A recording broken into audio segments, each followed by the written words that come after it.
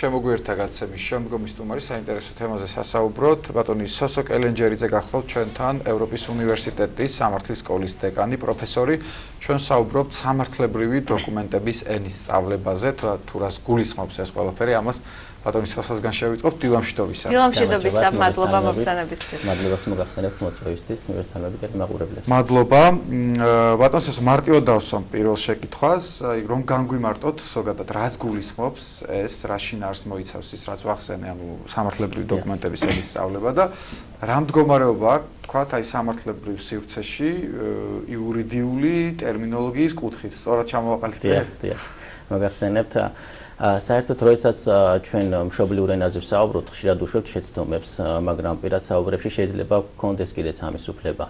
მაგრამ როდესაც საუბარია დარგობრივი ტერმინებზე, კერძოდ იურიდიულ ტერმინოლოგიაზე, სადაც სიტყვას გადამწყვეტი მნიშვნელობა შეიძლება ქონდეს.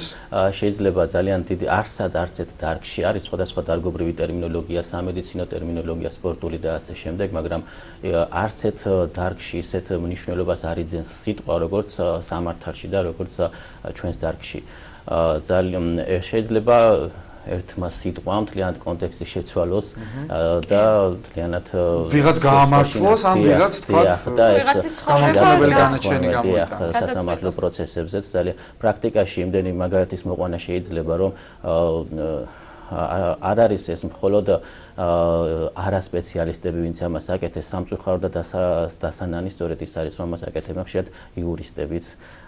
მე რამდენიმე დღის წინ მოვისმინე ერთ-ერთი დიპლომატი ქალბატონია, ცნობილი იურისტი, რომელიც ამბობს, საუბარი იყო ყოფილი პრეზიდენტის ჩამოყვანაზე უკრაინიდან, რამდენჯერმე ახსენა სიტყვა ექსტრადაცია, მაგალითად ნაცვლად ექსტრადიციისა, ხო? ხშირად მესმის და სავალალოა, რომ სამეცნიერო სტატიაში შემხვდა ერთხელ ნასამართლეობა, ნაცვლად ნასამართლობისა და ძალიან ბევრი მაგალითის მოყვანა შეიძლება ასეთი ნასამართლეობა გვესმის ხშირად ნაცვლად ნასამართლობისა, საიდან მოვიდა ეს სიტყვა არ ვიცი, ან მაგალითად ნასამართლობაა სწორედ? დიახ. ნასამართლობა არის, აი ამ შეცდომას მეც შევდი უნდა ვახელო. ნასამართლობა. ეს არ არის ლექსიკონი, ბატონ სოსო? საქმეც მაგაშია, რატომ მივედით ამ პრობლემამ და რა მიგვიყვანა აქამდე.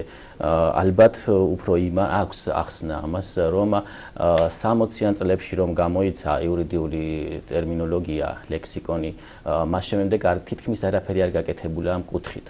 გესმით ალბათ ხო 60 ეს არის პეტია ქავთარაძის ავტორობით ძალიან კარგი მაგრამ ეს არ არის საკმარისი, იმიტომ რომ ვითარდება დროის და ეპოქის ცვლილების შესაბამისად აუცილებელია გვყავს ჩვენ ამ დარგში მეცნიერები, ხო მარტო თინათინწერეთის სახელის ხსენებაც კი საკმარისია, მაგრამ ის არის წარსული და დღეს თუ ჩვენ არ ვიმუშავეთ ამ კუთხით, მით უმეტეს არის დღეს რესურსი ამისი?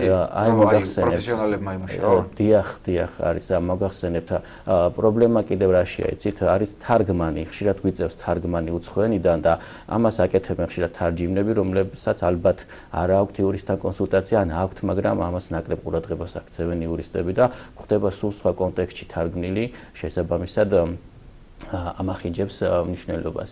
აი მაგალითად გეტყვით ერთ მაგალითს, კიდათ ადამიანის უფლებათა და ძირითად თავისუფლებათა ევროპული კონვენცია, რომელიც ჩვენ ვიცით, მე-15 მუხლი გულისხმობს საგანგებო მდგომარეობის დროს გადახვევას, რაც ნიშნავს, რომ სახელმწიფომ შეიძლება შეზღუდოს ცალკეულ ვითარებაში მუხლების მოქმედება, ის უფლებების დაცვა, რაც კონვენციაშია გაცხადებული. ასეთი ვითარება შეიძლება იყოს თარგმანში, ოფიციალურ თარგმანში არის ხალხთა დაღუპვა, ანუ ხალხია თარგმნილი ტერმინი. მაშინ როდესაც ოფიციალურ ტექსტში არის ფრანგულად გეტყვით მე la vie de la nation. აქ nation გულისხმობს ერს, რაც გულისხმობს ქვეყანას. ანუ თუ საფრთხე ემუქრება ქვეყანას, მის სიცოცხლეს, ამ შემთხვევაში შეიძლება შევზღუდოთ კონვენციით გათვალისწინებული უფლებების მოქმედება, მაგრამ ჩვენთან თარგმნილი ოფიციალურად ნახეთ როგორ დავიწროვდა მისი მნიშვნელობა. ხალხი შეიძლება დაიღუპოს მაგალითად კორპუსის ჩამონგრევის ან ავარიის დროს და მაშინ სახელმწიფოს რა შეუძლია შეზღუდოს კონვენციით გათვალისწინებული უფლებების ასეთი ბევრი შეიძლება შეგხვდეს, ხო? და ასეთი ძალიან ბევრი შეიძლება შეგხვდეს, დიახ. ჩვენ ანუ ხშირად არის რომ ხა დარწმუნებული ვარ იმ კანონშიც ხალხი რო წერია, ისინი სწორედ ერთს გულისხმობენ და არა ხალხს უბრალოდ ეს არის შეცდომა, რომელიც რასაც ხედავთ ჩვენ რაც წერია, ის შეიძლება გავიგოთ ხო, იქ ორიგინალ, მაშინ ვიმართოთ ორიგინალ ტექსტს და თუ ორიგინალ ტექსტს მიმართეთ, მაშინ რა აზრი აქვს ოფიციალურ თარგმანის არსებობას.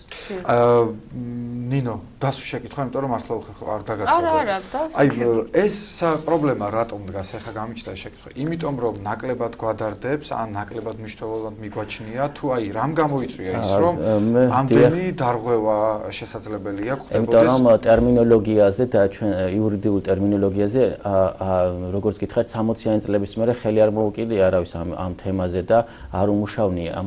ამას უნდა მუშაობა და ტერმინოლოგიას და მინდა გითხრათ მე ძალიან სასიხარულო ინფორმაცია რომ ამ თემით საკითხით დაინტერესდა ჩვენი სასიქადულო მეცნიერი ბატონი მინდია უგრეხელიძე, რომელმაც მოკიდა ხელი ამ საქმეს და ბატონი მინდია გამოსცემს ფრაზეოლოგიურ ლექსიკონს, რომელიც ახლა მესამე ნაწილი დაიბეჭდება ჟურნალში სამართალი და მსოფლიო, ძალიან მალე გამოვა და შემდგომში აიკინძება მთლიანი გამოცემა იქნება. ვინაიდან ბატონი მინდიას ძალიან აწუხებს ეს თემა ხშირად მომისმენია სხვადასხვა გამოსვლებში, რომ ეს ძალიან პრობლემაა საერთოდ ზოგადად ქვეყნისთვის. ბატონო სოსო, ყოველთვის ჩვენ ვსწავლობთ რაღაც მაგალითებზე. ცხოვრების όλ საკითხს აიღებ თუ რაღაცა ის კონკრეტულად ესეთ ფაქტებს ყოველთვის ვსწავლობთ ჩვენს მაგალითზე.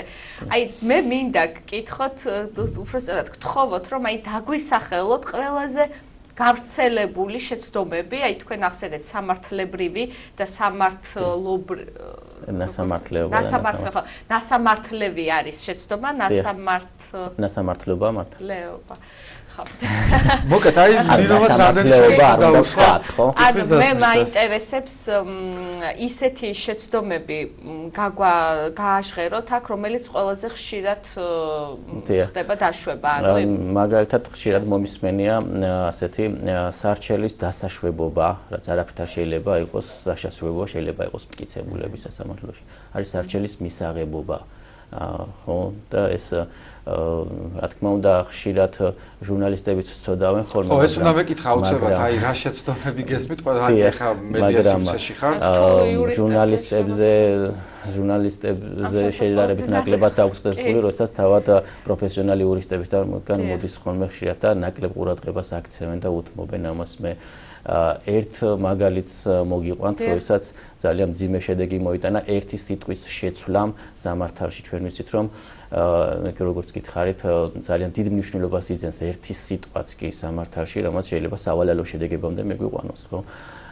მაგალითად 1893 წელს ეთიოპიასა და იტალიას შორის დაიდო ხელშეკრულება, სადაც იტალიის ხელშეკრულების ოფიციალურ ტექსტში ჩაიწერა სიტყვა ვალდებულია. განაცვლად შეუძლია. შესაბამისად, ანუ ჩვენ ამან მიგვიყვანა იქამდე რომ პროტექტორატი გახდა ეთიოპია იტალიის და სისხლიანი დაპირისპირება მოხდა მათ შორის ომი დაიწყო. აი რა მინდა იცით თქვათ რომ ჩვენს დარგში ძალიან დიდი მნიშვნელობა ენიჭება სიზუსტეს. ჩვენთან შეიძლება ადამიანს ძალიან არ უყვარდეს იურისტი, ძალიან არ უყვარდეს პროკურორი და ეს სფერო, მაგრამ ყველა ადამიანი გარკვეულწილად მიჯაჭვულია სამართალთან. ჩვენი ცხოვრება გადაჯაჭვულია სამართალთან. ყველა ადამიანი მაგალითად იწყებს მუშაობას, ხელსაწერს შრომით ხელშეკრულებას, რაღაც სჭირდება მიდის ნოტარიუსთან ამოწმებს და ასე შემდეგ. ანუ იურიდიულ დოკუმენტაციასთან მუდმივად აქ ყველა ადამიანს შეხება და შესაბამისად ამ იურიდიულ დოკუმენტაციის სისწორე მნიშვნელოვნად განაპირობებს მისი ცხოვრების წესს, იმიტომ რომ შეიძლება თლიანად შეიცვალოს და კონტექსტის შეცვლამ სავალალო შედეგებამდე მიგვიყვანოს ეს. აი კიდევ თუ შეიძლება ბატონო სოსო. ხო, აი რა უცნაურია. მაგალითების მოყვანა. როცა აფორმებ მაგალითად ან ხელშეკრულებას, ან აი შესაძლოა ჩადებულ მუხლში გაუაზრებელი თქვა ერთი სიტყვით ან წინადადებით, ჩვენმე დავზარალდეთ, ამ შემთხვევაში ვთქვათ დაქირავებულები, ვიზე გადადის პასუხისმგებლობა. ხელის მომწერნი ჩვენ ვართ. რა თქმა უნდა, ხელის მომწერნი ვართ და რაზეც ვაწერთ ხელს, ის არის უკვე იურიდიული დოკუმენტი და შესაბამისად ჩვენ გვაქვს პასუხისმგებლობა. თუმცა სამართალში არის მოტყუებითი ხელშეკრულება. აი ხელოვნურად რო ჩადონ რაღაც ისეთი რაც მე არ მესმის დილეტანტს. კი, მოტყუებითი ხელშეკრულება ეს უკვე მტკიცების საკითხია, მაგრამ საერთოდ მე ვურჩევ ყველას რომ ხელშეკრულება კარგად წაეკითხონ, ვინაიდან ერთმა პუნქტმა შეიძლება გადაწყვიტოს მთლიან და გონია რომ მას ხელშეკრულება ხელში უჭირავს, მაგრამ ამ დროს სამართლებრივად ვერანაირ შედეგს ვერ მიიღებს, რასაც ვფიქრობ. ისე კარგია ხელშეკრულების დადების დროს იურისტთან ერთად წაიკითხო? რა თქმა უნდა, მე ურჩევდი ამას ყველას, იმიტომ რომ ხშირად მინახავს, როდესაც მოდის მხარე და მეუბნება რომ მე არ ვიცოდი ხელშეკრულებაში ეს თუ ეწერა. და ხელი აქვს მოწერილი იმ ხელშეკრულებაზე, მაგრამ ის შინაარსობრივად შეიძლება ის ტერმინოლოგიაში ვერ გაერკვა კარგად, ან რაღაცას უყურ ნაკლებად მიაქცია ყურადღება, ვერ გაიაზრა, ამიტომ იურისტთან კონსულტაცია თავისთავად როცა მნიშვნელოვან ხელშეკრულებაზე საუბარი აუცილებელია. ბატონ სოსო, ჩვენი საუბრის თემა პრინციპში არის სამართლებრივი ტერმინოლოგია, თუმცა უფრო ყურადღებას ვამახვილებდით დღეს სწავლების საკითხზე და აი მინდა გკითხოთ ამის შესახებ, რადგან თქვენ თავად წარმოადგენთ უნივერსიტეტის უმაღლესი დაწესებულების ევროპის უნივერსიტეტის დეკანს, აი ამ მიმართულებით სამართლებრივ სფეროში, როგორია დაინტერესება, რა მიდგომა თქვენთან კონკრეტულად თუნდაც თქვენს მაგალითზე თქვათ, რა მიდგომა ამ კუთხით და სახელმძღვანელოები თუ არის, აი რამდენად ვუწყობთ თქვათ ფეხს, რამდენად სწორი მიმართულებით ვითარდება, აი ამ მიმართულებით სწავლება. დიახ, სამართლებრივი სწავლება ძალიან მნიშვნელოვანია. ჩვენ ვიცით, რომ სამართალის ერთ სამი განზომილებაა. ერთი არის პრაქტიკა, როდესაც პრაქტიკოსი იურისტები მუშაობენ, ეს არის მოსამართლე, ადვოკატი, პროკურორი და ასე შემდეგ. მეორე არის სამართალი როგორც მეცნიერება, როდესაც მეცნიერები სწავლობენ პრაქტიკაში მიღწეულ შედეგებს, აანალიზებენ, დებენ რეკომენდაციებს გაუმჯობესებისთვის და მესამე როგორც სამართალი, როგორც სასწავლო დისციპლინა. ბუნებრივია სასწავლო დისციპლინას ძალიან დიდი მნიშვნელობა აქვს, ვინაიდან თაობებს უნდა გადასცე ის ცოდნა, რაც არის, ერთი არის რომ არის რაღაცა მიღწეული, მეორე როგორ გადასცე და როგორ გადავიდეს თაობ თუ არ განვითარდა ისე სადღაც უნდა დასრულდეს და დამთავრდეს ხო ეს პროცესი. შესაბამისად სასწავლო მე როგორც უნივერსიტეტის ლექტორი და დეკანი, მე წარმოვადგენ ევროპის უნივერსიტეტის სამართლის ფაკულტეტის დეკანს და ძალიან დიდ მნიშვნელობას აინჭებს ჩვენი სასწავლებელი კერძოდ ამას არის ამ ხრივ ამ კუთხით